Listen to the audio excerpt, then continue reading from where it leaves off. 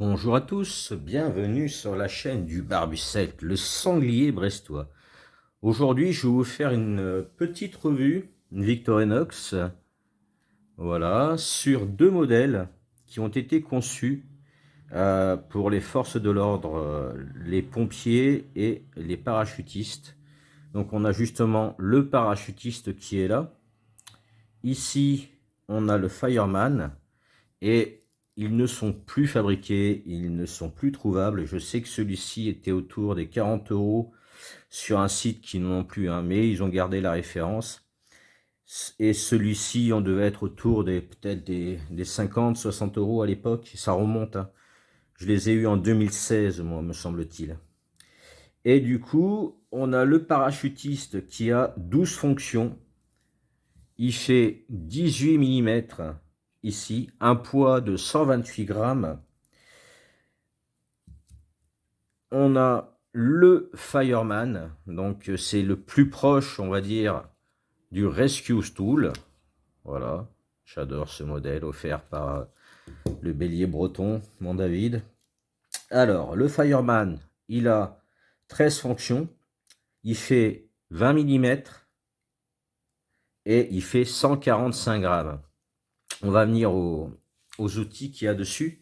Et juste pour comparatif, le Rescue Stool, donc celui-ci n'est pas en one end, il a 13 fonctions. Alors la 13e, c'est le cordon, donc voilà.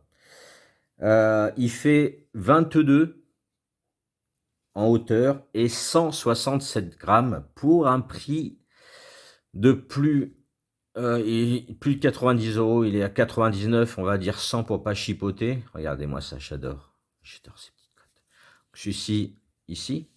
Donc, le parachutiste, vous allez me dire, qu'est-ce qu'il a de spécial? Bah, rien de... C'est comment on appelle ça? C'est un centurion. Alors, ceux qui connaissent le centurion, c'est le pique-niqueur, mais enfin, ou le nomade avec le tournevis cruciforme. Donc, il a le cruciforme, il a le poinçon sans chat. Donc, le cruciforme. Celui-ci, je le trouve bien foutu. Le fait d'avoir le cruciforme à la place du tire-bouchon, c'est top. On a l'anneau qui est compris en tant qu'outil, la Bruxelles, le cure-dent. On a donc les outils de base pour un 111 deux couches, la grande lame, avec un tranchant, si je ne m'abuse, le même tranchant. Il fait un tranchant de 8,2 de tranchant. Bon, voilà, on va dire 8. Il a donc, comme toujours, l'ouvre-boîte qui est là, le dénudeur de câble, et ici un tournevis plat, beaucoup plus gros que quand on avait le button lock ici. Donc on peut faire levier sur des petites choses, des petites caissettes fixées aux agrafes, ou vraiment les boîtes, les petites caisses en bois recouvertes d'un plateau qui a été ou cloué ou agrafé. Voilà, je trouve ça utile. Attention, pour une palette, ça marche pas, je vous précise.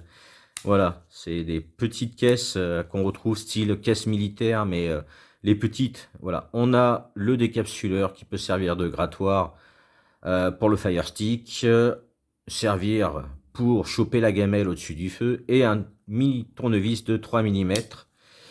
Et celui-ci, on est sur un tournevis de... On est sur du 8 au lieu du 6. Voilà. Et donc, qu'est-ce qu'il a de spécial? Ben, c'était un des premiers modèles à avoir la lame. Oula, ça tranche. La lame coupe-ceinture. Voilà. Ce n'est pas une lame à dépecer. C'est pour couper les sangles, parachute, votre ceinture de sécurité, euh, enfin voilà quoi, ça vous économise la lame. Voilà, ça permet aussi de découper une ceinture en cuir. On peut tout couper quasiment avec, hein, des sangles, du cordage. Donc voilà, ça c'est le parachutiste. Et le fireman, qu'est-ce qu'il a de spécial? Donc c'est les mêmes outils, on va pas y retourner dessus.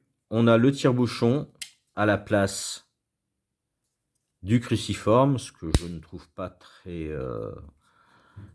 pertinent. On a les mêmes outils ici, la grande lame. Sur celui-ci, il porte bien son nom, on a une scie à bois, je précise. Voilà, donc c'est le Fireman. Et bien sûr, la lame coupe-ceinture, sécurité. Pareil, vous le passez sur un pantalon, mais pas à l'endroit de la blessure, hein. Vous pouvez, si vous n'avez pas de ciseaux euh, qui servent justement à découper les vêtements, qui sont nettement plus utiles, vous pouvez quand même découper un jean sur le côté pour nettoyer une plaie. Pas trop grave non plus, il ne faut pas pousser mamie dans les orties. Donc voici, et donc la différence, c'est que sur ces modèles, comme le tournevis décapsuleur est bloqué, vous pouvez péter la vitre du côté. Alors je n'irai pas jusqu'au pare-brise parce que ça ne fonctionnera pas, mais sur une vitre latérale, vous pouvez la péter sans aucun souci, avec une paire de gants, bien entendu. C'est plus sécure. Et donc ici, on a donc de quoi briser les vitres, faire des impacts sur le pare-brise. Vous allez me dire, mais ça sert à quoi? Ça sert à, voilà, elle est là, à utiliser, hop là, ce découpe pare-brise. En fait, vous percutez entre 4, enfin je pense qu'il vaut mieux percuter quasiment 8 impacts, un ici, 6, un ici, hop là, et vous continuez, et ainsi de suite. Et ensuite, vous passez la scie, alors avec une paire de gants, hein.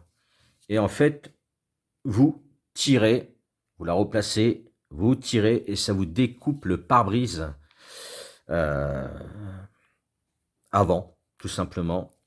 Et bien sûr, hop là, en plus de l'impact tool, on a le fameux coupe-sangle. Donc ici, il est ouvrable par la pointe ici. Et il a pas l'ouvre-boîte, ce qui ne gêne pas. Et vous allez me dire, mais le décapsuleur, c'est pourquoi? Mais en fait, c'est simple. Avec la lame, bon, on a la lame serration 1N normalement. Vous faites le tour de la jointure du pare-brise. Et avec ceci, vous le glissez et vous pouvez faire levier pour enlever le pare-brise. Si c'est plus rapide quand même que de découper. Mais si vous n'avez pas l'opportunité de, de couper le joint ou autre chose, voilà, le rescue tool déjà présenté. Et donc le Fireman, 13 fonctions, 20 de haut et 145 grammes contre 167 grammes pour celui-ci. Donc effectivement, dans la boîte à gants, plus le parachutiste, la scie à bois, on s'en fout un peu. En plus, on a quand même presque un peu plus de 15 grammes de différence. Et en plus, il est très utile. Voilà, c'était pour vous présenter ces deux modèles qui ne sont malheureusement plus fabriqués et que je trouvais pertinent de reparler dans une petite vidéo. Voilà. Sur ce, je vous dis bisous, Kenavo, et puis, prenez soin de vous.